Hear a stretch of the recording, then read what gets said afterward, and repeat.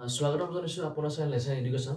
আজি আমি এটা খুবেই ধুনীয়া প্ৰশ্ন এটা আমি আলোচনা কৰিম, যিটো LCM আৰু HCF ভিত্তি কৰি বনোৱা হৈছে, যিটো আমাৰ ৰিচেণ্টলি নহয়, আজি এবছৰেই হ'ল এই এডিআৰই পৰীক্ষাত সোধা হৈছিল এই প্ৰশ্নটো, যিটো প্ৰশ্ন আমাৰ হ'ল LCM আৰু HCF ভিত্তিত বনোৱা প্ৰশ্ন। এইটো LCM আৰু HCF ভিত্তিত বনোৱা প্ৰশ্ন। তেনেহ'লে আৰম্ভ কৰোঁ। চাওক, the LCM and HCF of two number are 24 and 4 respectively. If one number is 12, then the other number is, মানে কথাটো কৈছে কি দুটা নম্বৰ আছে, দুটা নম্বৰ, the LCM আৰু HCF two number is, দুটা নম্বৰৰ LCM আৰু HCF 24 আৰু 4, তাৰে এটা নম্বৰ 12, আনটো নম্বৰ কি?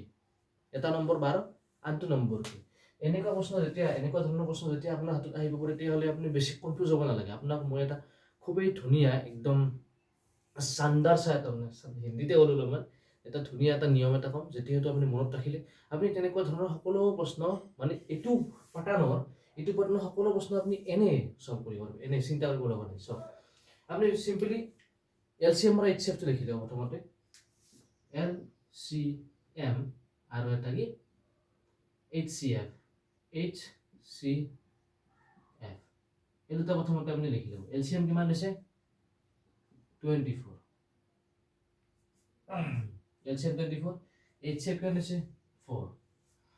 তাৰে এটা নম্বৰৰ কথা কৈছে, এইফালে সমান চিন দি কিনে তাৰে এটা নম্বৰ হৈছে 12, এতিয়া পূৰণ চিনটো দিব, আনটো সুধিছে, তাৰে মাজত এটা পূৰণ চিন বহাই দিব।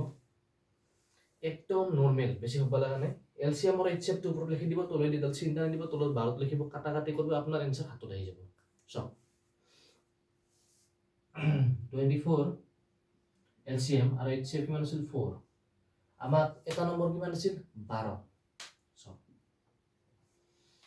যদি আপুনি কৰে 4 3 গুণ 12 3 8 গুণ 24 ওলাই গ'ল, আৰু আনসাৰটো হ'ল বি। যে আপুনি মনত ৰাখিব, যেতিয়া আপুনি এনেকুৱা পাটাৰ্ণৰ প্ৰশ্ন পাব, দুটা নম্বৰৰ LCM আৰু HCF দি দিব, প্লাছ এটা নম্বৰ দি দিব, আনটো নম্বৰ ঘূৰিব, এই সময়ত আপুনি সদায় এই ফৰ্মুলাটো ব্যৱহাৰ কৰিব, LCM HCF ডিভাইডেড বাই নাম্বাৰ।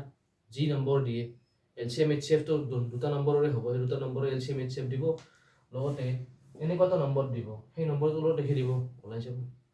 যি নহওক, আজিলৈ ইয়াতে ধন্যবাদ। আপোনালোকে যাতে চেনেলটো like, comment, subscribe and share কৰে, আগন্তুক আহি থকা ভিডিঅ'বোৰ চাবৰ কাৰণে, এইটো আশা কৰিলোঁ। আজিলৈ ইয়াতে ধন্যবাদ।